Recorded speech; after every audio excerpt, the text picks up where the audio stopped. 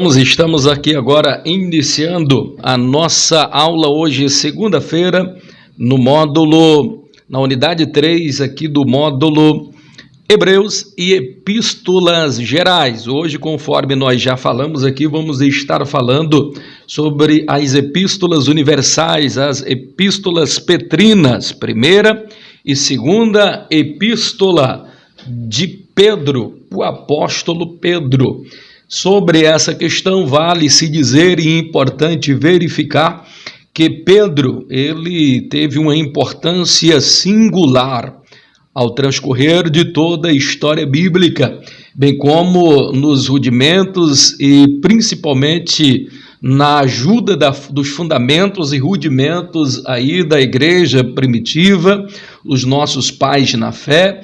Então, as epístolas petrinas, elas tiveram um papel fundamental para a edificação e solidificação da nossa fé na pessoa bendita de Cristo Jesus. Pedro, ele que foi aí, não resta dúvidas, muito poucas dúvidas de que de fato tenha sido ele o escritor da primeira epístola aí que recebe o seu nome, Epístola de Pedro. Então não existe dúvidas com relação a isso, é um pensamento unânime. Existe uma ou outra dissonância apenas mesmo entre os teólogos liberais. E quanto a isso não há novidade, porque principalmente os mais estudiosos aí, os teólogos da área liberal, eles sempre vão encontrar alguma coisa sobre o que falar, sobre o que se questionar. Sendo assim, não é nenhuma novidade nós entendermos esses pormenores quando nós vemos aqui alguma indagação de algum questionamento sobre a autoria disso ou daquilo. A gente já percebe que essa é uma tônica mesmo aí daqueles que são considerados aí da ala da teologia liberal.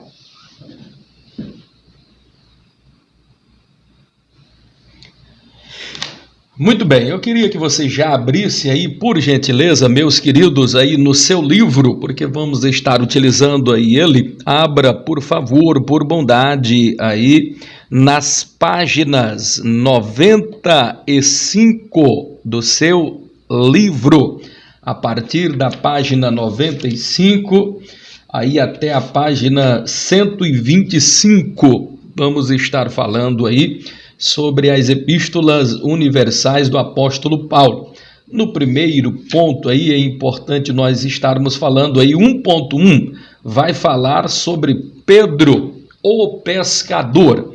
Quem foi Pedro? Na verdade, Pedro, ele de Betsaida, dessa região ali conhecida, e veio da parte ali da Galileia. Ele era helenista, tinha essa tradição, uma convivência aí muito próxima com a linguagem do grego, dada a região de onde ele era oriundo. Então, esse Pedro, irmão de André, pescador, tinha uma empresa de pescaria, onde tinha uma sociedade com Tiago e João, que depois foi posteriormente também aí apóstolo de Cristo. André, que era seu irmão, também apóstolo de Cristo. André, que por sua vez também fora discípulo de João o Batista, e depois, por ocasião aí do batismo de Jesus, ele passa a seguir o mestre, com a concordância inclusive de João o Batista. Então, Simão Barjonas, quando fala Simão Barjonas, está querendo dizer de quem ele é filho, porque o sufixo bar denota de quem a pessoa é filho. Quando você ouve lá na Bíblia Barrabás, não está dizendo o nome da pessoa, e sim de quem ele é filho. Filho de Rabás, Bartolomeu, filho de Tomai, e assim por diante. Quando você vê Simão Barjonas, está dizendo Simão, filho de Jonas. Sufixo bar vai denotar de quem ele é filho. Então sabemos que ele era filho aí de Jonas, muito proeminente, um pescador por excelência, mas Deus o chama sobremodo e acima de tudo para ser um pescador de homens. Sobre isso é importante ressaltar e verificar, meus queridos, vocês que já estão aí conosco, a Ellen Cássia, a missionária Ione, Ezequiel da Silva, Jadevan, grande abraço, meu amigo, vocês que já estão chegando aí, ainda um pouco número ainda de alunos em sala. Eu quero crer que daqui a pouco vamos estar chegando mais alunos aí para estarem conosco online. Merislane acabou de entrar também, grande abraço. Hoje temos uma aula maravilhosa aqui para estudarmos sobre a vida e a obra desse grande homem de Deus, a saber, o apóstolo Pedro. Pedro, para nós sintetizarmos melhor, nós vamos conhecer 3 fases na vida de Pedro. Se você olhar agora o Pedro das epístolas paulinas, ou petrinas, perdão, você vai ver algumas diferenças das 2 primeiras fases de Pedro. A primeira fase de Pedro, nós vamos encontrar ela lá no período dos evangelhos.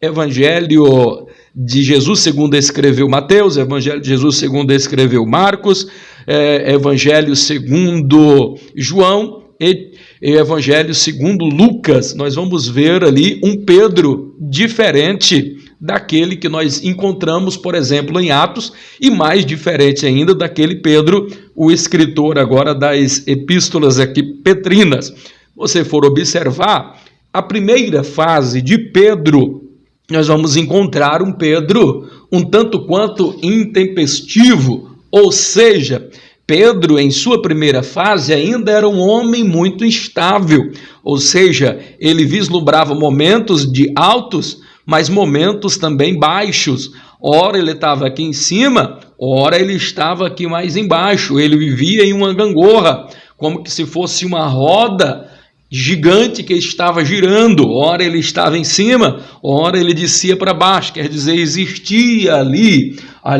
muito, se observa que era um homem muito instável, ao passo que ele tinha muita fé, daqui a pouco ele já estava pegando a espada, esse mesmo Pedro que ele era, pela sua própria natureza, um homem que ele gostava muito, ele não se omitia, tinha algumas características peculiares muito importantes, não se omitia, seja para errar, seja para acertar, mas ele estava sempre tomando ali à frente de alguma situação. Mas encontramos momentos muito fortes, por exemplo, como o de João 6:66, aonde todos estão abandonando a Jesus, um dos momentos mais tristes da Bíblia Sagrada, aonde nós vamos encontrar Pedro quando Jesus disse, olha, vocês também querem me abandonar? Porque Jesus até aquele momento vinha operando grandes milagres, grandes maravilhas, mas a partir do capítulo 6 e o verso de número 66, uma mudança drástica começa a acontecer, os discípulos vão os abandonando, a multidão começa a abandonar a Jesus, e Jesus disse, olha, vocês também querem me abandonar? Fiquem à vontade. E Pedro pega e diz a célebre frase, para onde iremos nós, Senhor, se só tu tens as palavras de vida eterna? Então ele tem momentos épicos lá em cima, mas tem momentos que ele está realmente lá embaixo. Quem poderia se esquecer quando ele nega a Jesus por 3 vezes? Então, ora ele está lá em cima, ora ele está aqui muito mais embaixo. Então ele está muito instável, e é nesse período de instabilidade, inclusive, que Jesus chama ele agora não mais de Simão, mas chama de Pedro. Mas você vai observar que em algum momento Jesus o chama de Simão, e já em outro momento Jesus o chama de Pedro. Quando Pedro fazia uma coisa boa, ele era chamado de Pedro. Quando fazia alguma coisa que não era tão boa, Jesus já o chamava de Simão. Quer dizer, ele estava vivendo momentos difíceis, hora aqui embaixo, outra hora aqui em cima, então estava um momento muito instável. Então Jesus ele o chama de Pedro, que quer dizer Petros, fragmento de pedra. E quando Jesus o chama de fragmento de pedra, e você vai poder observar, inclusive, lá no Evangelho do Senhor Jesus, segundo escrevera Mateus, você vai observar algo bastante interessante. É que Senhor Jesus ele faz uma afirmação poderosa, e por causa desta afirmação poderosa que Jesus faz, A partir daí começa a existir muito equívoco, sobretudo naquela que nós conhecemos como a nossa prima, a Igreja Católica, inclusive de onde nós somos oriundos, saímos de lá quando ele desvirtuar os retos caminhos do Senhor, assim entendemos.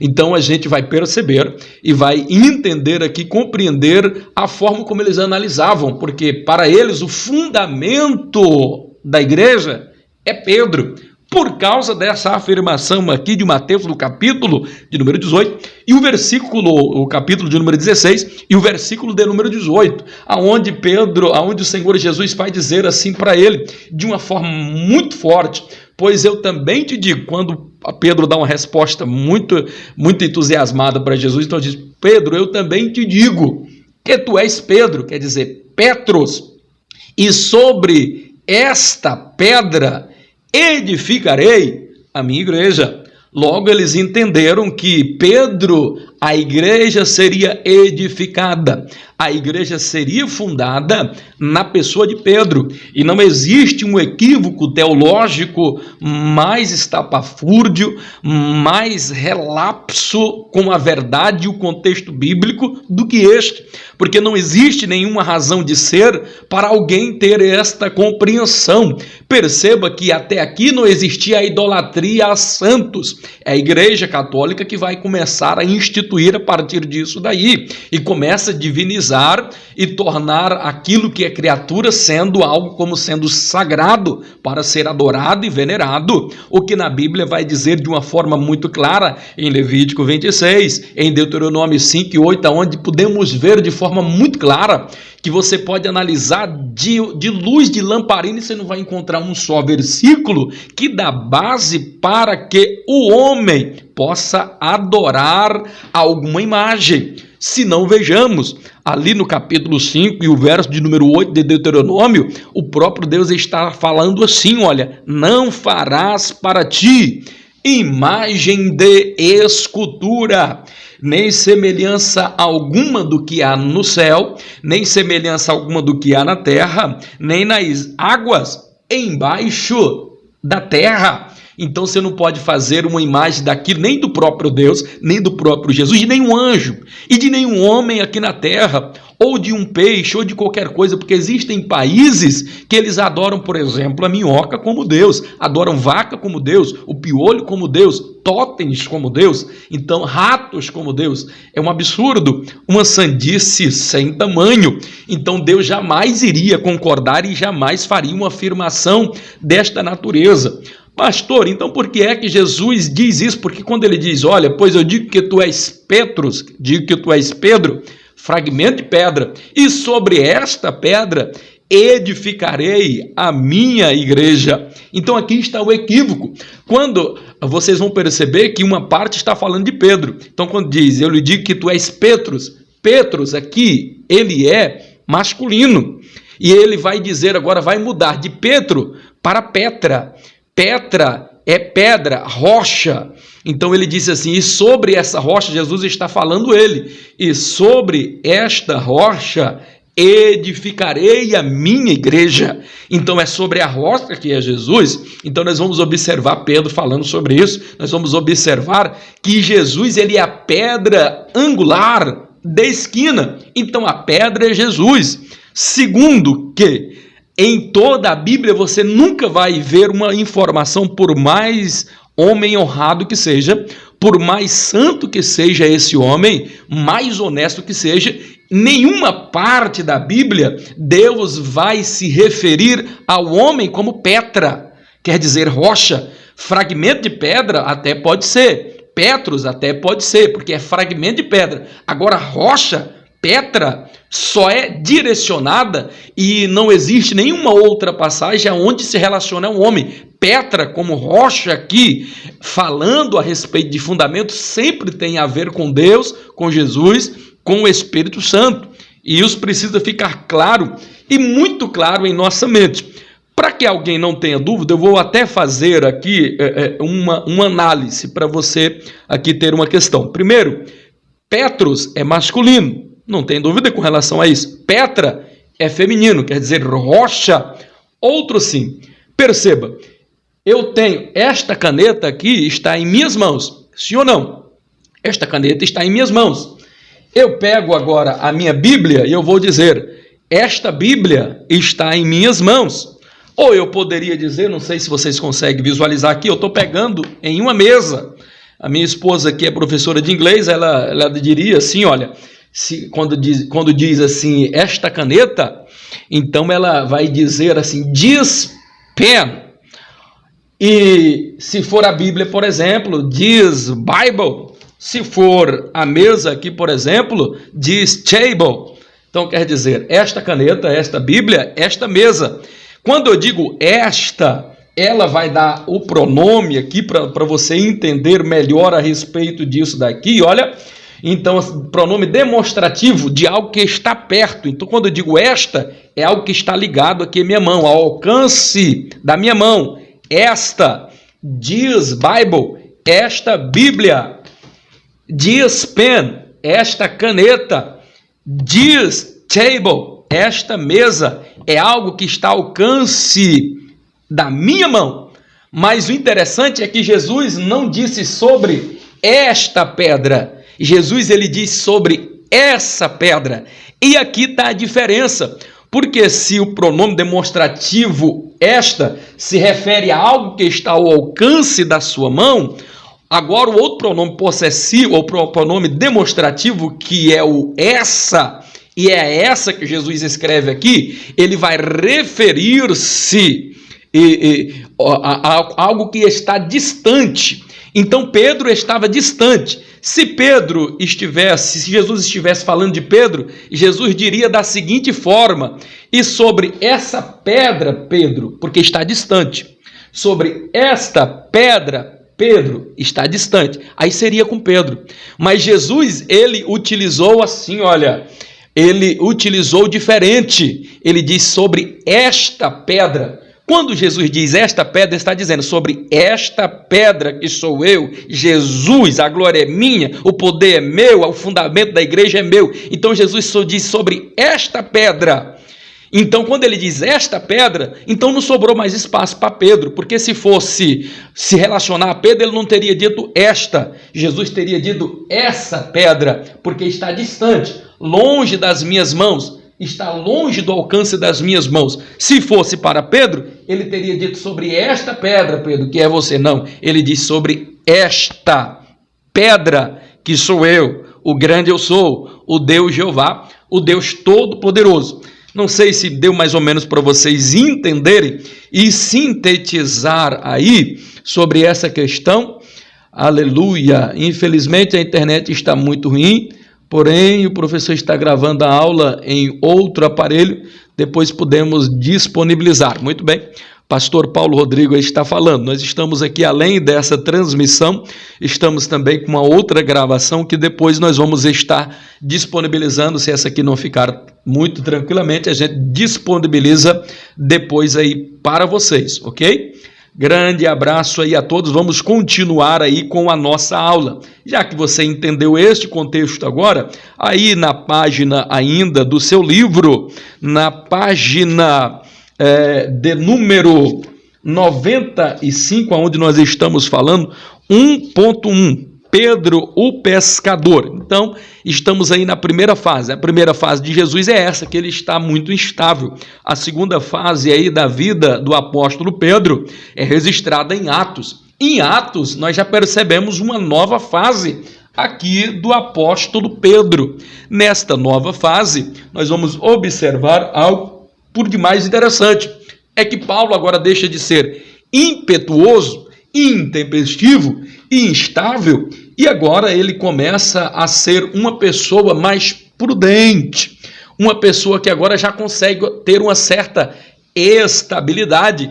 Ele deixa de ser instável para começar a ser estável, quer dizer, ele já tem agora uma certa estabilidade, uma certa firmeza, que começa a adquirir com a experiência e logo depois da morte e a ascensão de Jesus Cristo de Nazaré. Isso é tão verdade que você vai perceber agora ápices, momentos maravilhosos que você vai perceber na vida de Pedro. momentos maravilhosos. Os altos começam a ficar mais constantes. Se não percebam, ali no momento de Pentecoste, olha como que Deus usou poderosamente. Observa a pregação do apóstolo Paulo.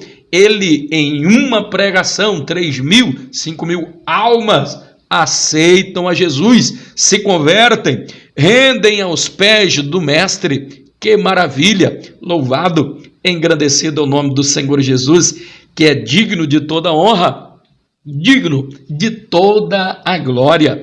Então nós vamos ver agora também uma outra terceira fase, que é exatamente esta, que é a fase onde nós temos as epístolas aqui petrinas.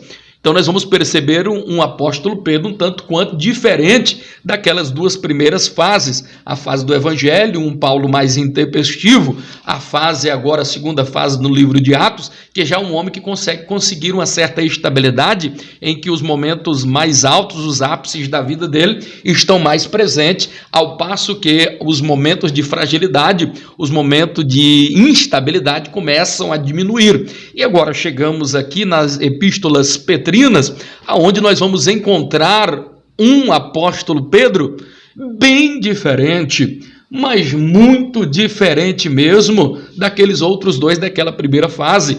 Primeiro, porque agora ele já está avançado de idade, levando-se em consideração que agora ele já está em uma tenra idade, ou já está numa idade avançada, perdão, numa idade bastante avançada, e por estar em uma idade bastante avançada, a experiência o leva agora em um outro estágio. E nós vamos observar aqui o quanto esse homem está aqui cônscio, seguro das suas palavras, o quanto ele está agora abençoado e fortemente respaldado dentro da palavra de Deus.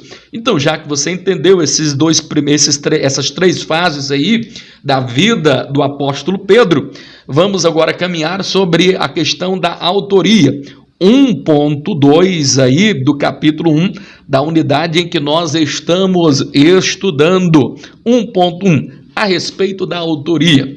Se não vejamos, percebam, sobre a autoria aqui da epístola de Pedro, é importante dizer, vale-se dizer, importante ressaltar que a primeira epístola de Pedro não existe assim uma análise, ainda que hipotética, de alguém, por exemplo, com argumento sólido, dizer que não fora ele o escritor aqui desta carta, desta epístola.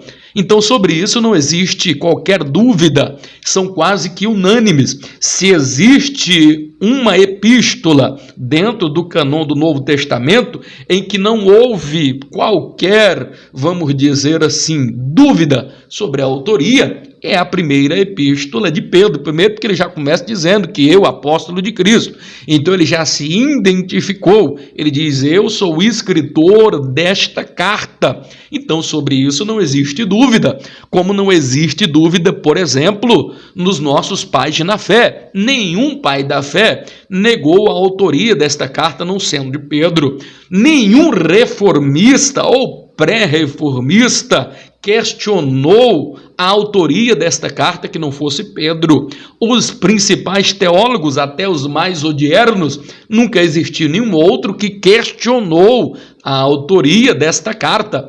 Não, mas nós encontramos dentro da teologia liberal, pastor, um ou dois dissonantes que dizem que pode ser que esta carta não teria sido escrita pelo apóstolo Pedro, e argumenta para tanto, porque a carta ela tem nuances de um grego muito cristalino, um grego muito bem estruturado. Então, assim, na argumentação desses teólogos liberais, e eles questionam a tudo, então eu não costumo nem dar muito ouvido a esses teólogos liberais, porque se todos os reformistas, pré-reformistas, o pai da igreja, nunca ao longo da história não houve nenhuma contestação com relação a isso, como é que aparece agora um teólogo liberal e tenta argumentar uma tese que não tem nenhuma razão de ser? Primeiro porque ela própria se desfaz, porque nesta carta, primeira epístola, até o próprio Pedro ele diz que escreveu essa carta em parceria com Silvano. Quem é Silvano? Silas. Então Silas ele era um homem erudito, conhecedor do grego helenista.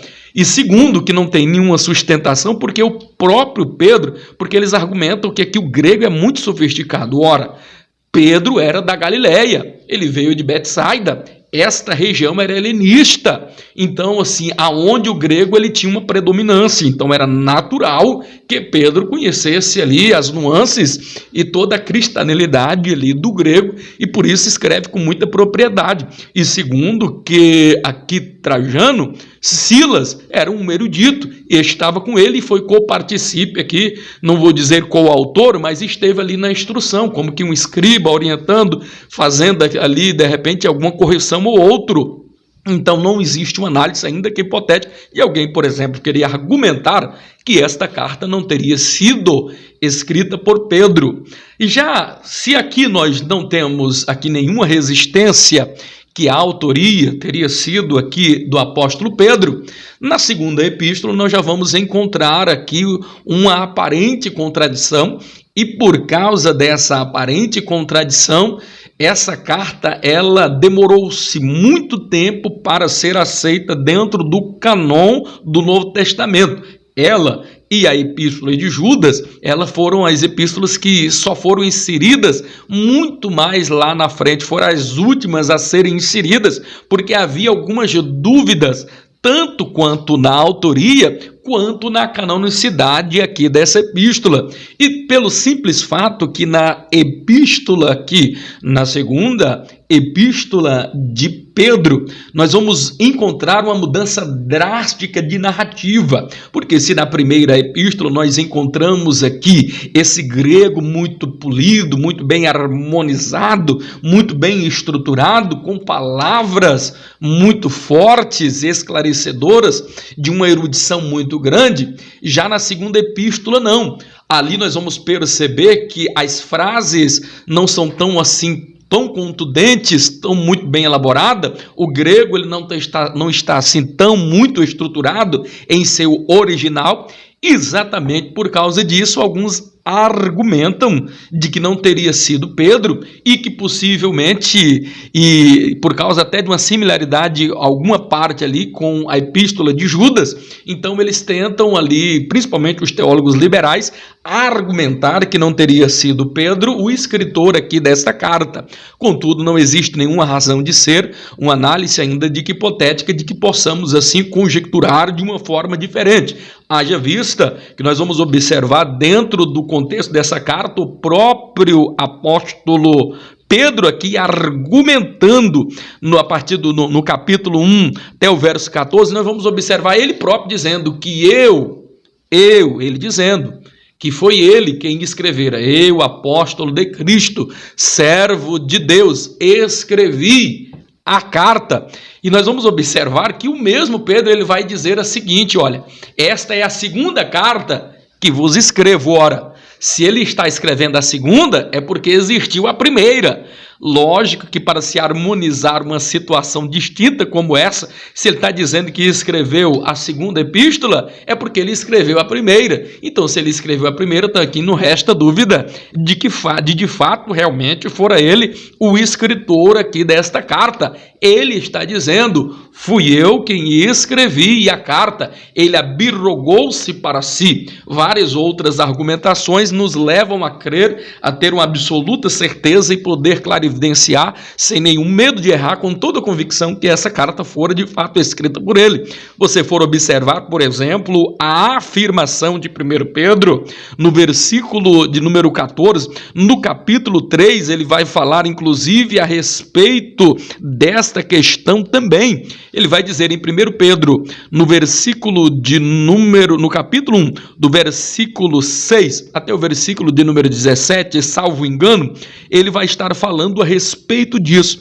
Percebam que ele vai dizer mais ou menos assim, olha, mas nós ouvimos em sua majestade, onde o Pai o glorificou, dizendo, este é meu filho amado, em quem eu me comprazo.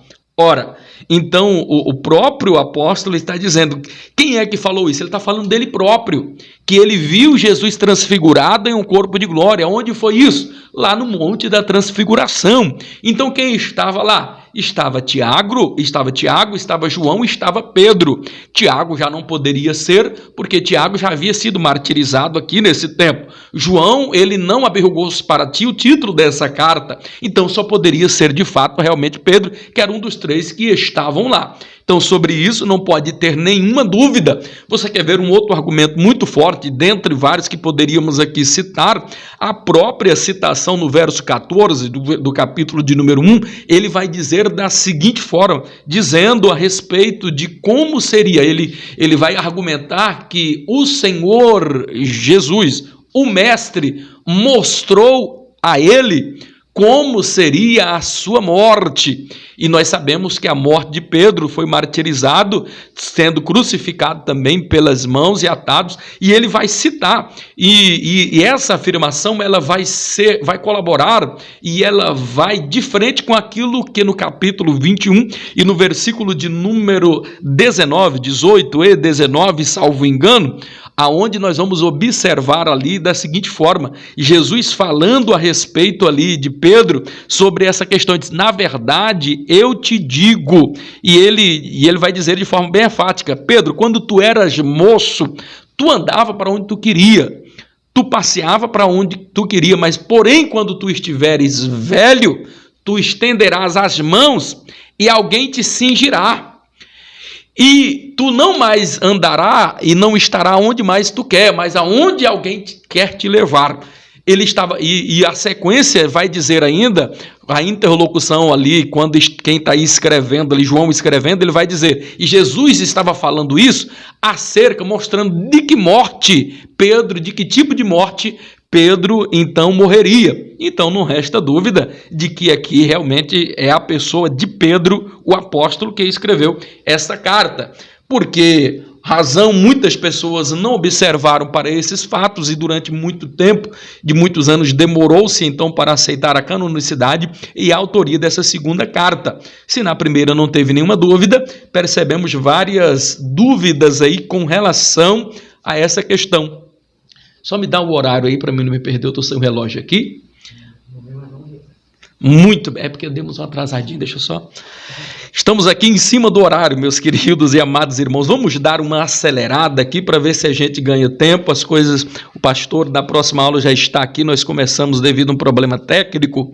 Começamos um pouquinho atrasado, mas vamos ganhar tempo aqui dentro desta matéria. 1.3, a data das epístolas, da escrita da Epístolas Petrinas. Então, a primeira carta, ela fora escrita entre os anos 60 aos anos 63 a 64 antes de Cristo. E a segunda epístola fora escrito, há uma concordância com relação a isso, que foi depois do ano 64, ou seja, entre o ano 65 ao ano 66 a 67, no mais tardar. Haja vista que a tradição nos dá conta que Pedro morreu martirizado no ano 67 depois de Cristo.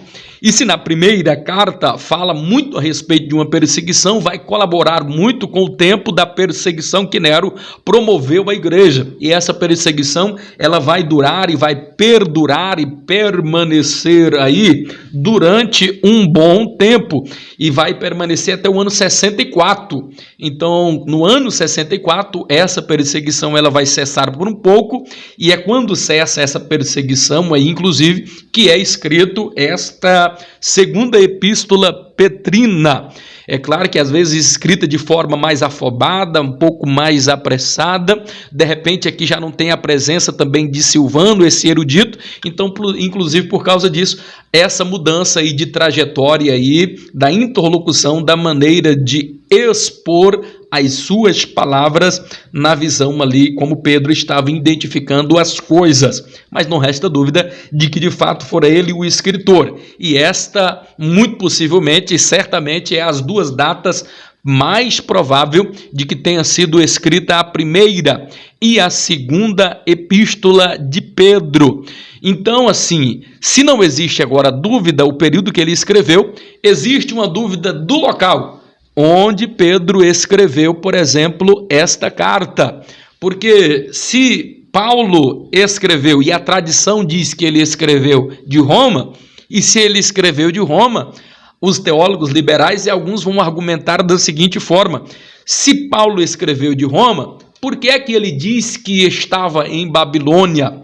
Quando ele diz Babilônia, primeiro que a gente precisa entender, tem pelo menos aqui duas Babilônias, a Babilônia ali do rio Eufrates, a Babilônia da egípcia, a Mesopotâmia, quem poderia esquecer? Mas o interessante é que essa afirmação de que escreve de Babilônia, ele não está falando a uma cidade, e sim a circunstância aonde ele está, porque Babilônia significa um mundo rodeado de pecado, de muitas outras coisas, como é registrado, por exemplo, em Apocalipse.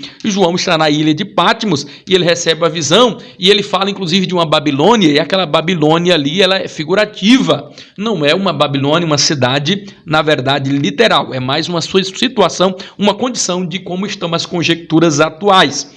Então, assim, não podemos afirmar que foi realmente de Babilônia, até porque não existe nenhum registro que Pedro tenha passado, por exemplo, por Babilônia, nem a egípcia, Mesopotâmia, da região aqui do rio Eufrates, nada disso. Ele nunca passou por lá, não tem nenhum registro. Então, o mais provável mesmo é que, como está registrado na tradição, é que tenha escrito essa carta aqui de Roma. E para quem ele escreveu essa carta? Ele escreve esta carta e ele identifica para quem ele está escrevendo. Ele está dizendo que é para aqueles que estão na região do Ponto, da Galácia, da Capadócia, da Ásia e da Bitínia. E toda essa região aqui nós sabemos que fazia parte da Ásia Menor, atual porção da Turquia asiática nos dias de hoje. Então, alguém até pode argumentar, mas aqui é a mesma região que Paulo esteve, sim, só que nesse momento, por ocasião ainda da primeira viagem missionária, apóstolo Paulo não tinha passado por aqui ainda, ele só vai vir já a partir da outra viagem missionária. Então, quem passou aqui agora, ainda não tinha passado Paulo por aqui, ele passa por essa região, mais especificamente na região do Ponto aqui, da Capadócia, Ásia e Bitínia. Então é para esses, e ele diz que aos que estão dispersos, percebam aqui a forte ênfase, ele vai dizer aqueles que estão dispersos. Na primeira epístola, ele já começa dizendo algo muito forte aqui. Primeiro ele vai comparar esses cristãos como dispersos. E dispersos por causa de quê? Por causa da diáspora, desde aquele acontecimento ali especificamente, aonde Estevão é morto.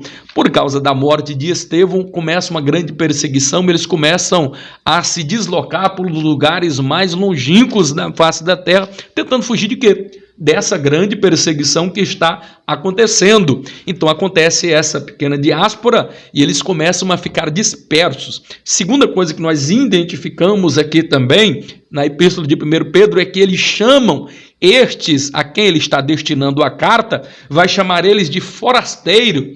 E forasteiro e peregrino também somos nós aqui na terra.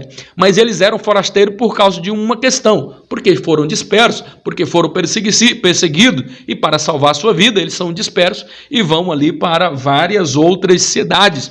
Uma outra coisa que o apóstolo Paulo chama aqui a atenção, ele vai chamar estes a quem ele está destinando a carta de eleitos. Ora, eles são dispersos por causa ali da perseguição política e religiosa. Segundo, eles são forasteiros por causa do aspecto social. Terceiro, eles são eleitos pela escolha divina aqui de Deus. 1 Pedro 1 e 3, nós vamos observar que Jesus ele já vai começar aqui entrando muito forte, porque aqui ele já vai falar sobre a salvação como presente de Deus. A salvação como presente de Deus. E logo no capítulo 1 ele vai dizer assim, olha, bendito seja o Deus Pai, Criador de nosso Senhor e Salvador Jesus Cristo, o qual gerou em nós uma nova e viva esperança mediante a salvação por intermédio da ressurreição de Cristo Jesus. Então ele já começa aqui dizendo qual é a fonte da nossa salvação e qual é a natureza da nossa salvação. A natureza da nossa salvação está presente na afirmação quando ele diz por uma nova e viva esperança. Qual é a natureza da nossa salvação? A natureza da nossa salvação é uma nova e uma viva esperança em que? Agora vai falar a fonte da nossa salvação. Qual é a fonte da nossa salvação? O versículo ele já vai explicar aí muito claramente que é mediante a ressurreição de Jesus Cristo de Nazaré dentre os mortos. Então ele já começa dizendo aqui a fonte e a natureza da nossa salvação. A nossa natureza da salvação vem de quê? De uma nova e viva esperança. Isso significa dizer que Jesus é a nossa esperança. E o apóstolo Pedro aqui ele está falando enfaticamente a respeito desta viva esperança, porque o crente jamais perde a esperança. Por quê? Porque Jesus é a nossa esperança. Jesus, ele até morreu, a nossa esperança morreu um dia, mas ao terceiro dia, ela ressuscitou para nunca mais morrer. Então, existe um adágio popular que diz que a esperança é a última que morre, só se for para eles dar. Para o crente, jamais pode morrer. Eu colaboro e eu cito aqui, já chegando aqui no finalzinho, finalizando aqui os dizeres, ainda tinha muito para nós falarmos, mas não cronometramos bem aqui o tempo e vamos acelerar aqui. Sobre essa questão dessa bendita, dessa nova esperança, eu até gostaria de citar uma frase de um camarada fantástico, vencedor do prêmio Nobel, Albert Schweitzer. Ele tem uma frase fantástica que ele diz que a tragédia não é quando alguém morre, a tragédia é quando morre dentro do homem algo importante estando ele ainda vivo. Então eu parafraseio esta frase dizendo que a morte não é, na verdade, a maior fatalidade que pode acontecer na vida do homem. A maior fatalidade é como morre a esperança dentro de um homem, estando este homem ainda vivo. Então a esperança jamais deva morrer. O crente jamais perde a esperança. Terceiro ponto analisado aí na epístola é a recompensa dessa nossa salvação. O versículo 4 vai falar por uma herança incorruptível, sem mácula, inacessível, reservada para nós nos céus, para cada um de nós outros. Então é a recompensa da nossa salvação é esta. E como é que nós vamos alcançar essa recompensa? É se nós formos honestos. É por isso que eu e você devemos escolhermos ser honestos, porque no final do caminho existe um céu lindo e maravilhoso, a qual eu não posso perder, a qual você também não pode perder. Em quarto lugar, a segurança da nossa salvação. O versículo 5 vai tratar a respeito disso. A nossa segurança, como é que eu tenho certeza? Se eu fui honesto, como é que eu vou ter a certeza, a segurança da minha salvação? Então, quando eu sou honesto, eu posso dizer que eu estou salvo, e em segundo plano eu estou sendo salvo, e por último eu serei salvo. Quando é que eu estou salvo? Eu estou salvo hoje, se eu estiver sendo honesto. E como é que eu estarei continuando sendo salvo? No amanhã. Quando, por exemplo, aqui eu agora estiver continuando servindo a Deus, então eu vou continuar sendo salvo. E eu serei salvo quando eu morrer. Quando eu for assunto agora ao céu, então eu serei salvo eternamente para a glória e honra do nome do Senhor Jesus. Para finalizar aqui, um quinto ponto abordado aqui em 1 Pedro, é a alegria da nossa salvação. E esta alegria, queridos, da nossa salvação, o crente jamais poderá perdê-la. E por que é que nós não podemos perder? Porque se você perder uma alegria da salvação, querido, você perdeu tudo. E é a mesma coisa que passou, por exemplo, Davi. O pior momento da vida de Davi foi quando perdeu a alegria da sua salvação. Então ele perdeu tudo na vida. E quando no Salmo 51 ele vai dizer: Senhor, devolve-me a alegria da minha salvação. Era a coisa mais preciosa que ele tinha, era a alegria da salvação. Queridos, eu finalizo aqui dizendo: o cristão que perde a alegria da sua salvação, ele perdeu tudo.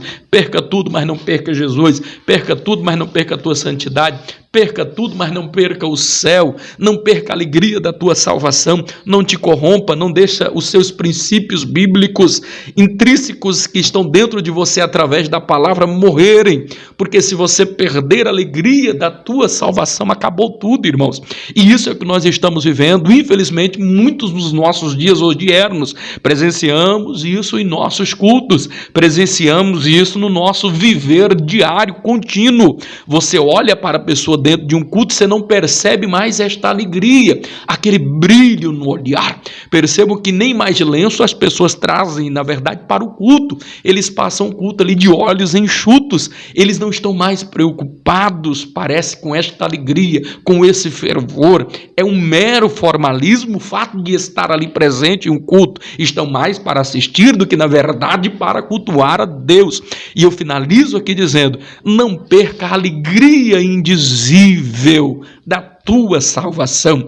Alguns anos atrás eu li sobre isso, a alegria indizível da nossa salvação. Esqueci agora o autor, alguns anos atrás eu li, mas que coisa maravilhosa quando eu li aquele livro e eu ali prestei atenção, tão forte é que a gente deva ter presente em nossa vida a alegria indizível da nossa salvação. Porque quando nós temos alegria indizível no nosso coração, nós temos esse brilho do Espírito Santo, a nossa vida é diferente, nós temos um novo sentir, nós temos um novo agir, nós temos um novo pensar, porque somos uma nova criatura, fomos regenerados, transformados pelo poder da palavra. E Deus está com saudade da época em que nós vínhamos para o culto e não sentíamos pesado por causa disso. Deus está com saudade quando ir para a escola bíblica dominical era um prazer e não um fardo. Deus está com saudade da época que nós dobrávamos os nossos joelhos e o buscava com todo o fervente amor e devoção do nosso coração. Deus está com saudade da época em que passávamos vigília chorando na presença dele. Deus está com saudade da época que andávamos, por exemplo, com um panfletinho dentro do nosso bolso, pregando, evangelizando e convidando as pessoas para assistirem e sentirem o mesmo prazer e o gozo que você sentia na sua alma de estar servindo e adorando ao nome do Senhor. Deus em Cristo Jesus vos abençoe. Falamos muito pouco daquilo que precisaríamos falar, mas vocês têm o livro aí, continue estudando, dê uma olhada, uma massificada em tudo aquilo que precisa ser observado. Grande abraço a todos e na próxima aula vamos estar finalizando esse módulo de Hebreus e Epístolas Gerais. Grande abraço a todos, Deus vos abençoe, tenha uma semana próspera, abençoada e feliz. Grande abraço a todos.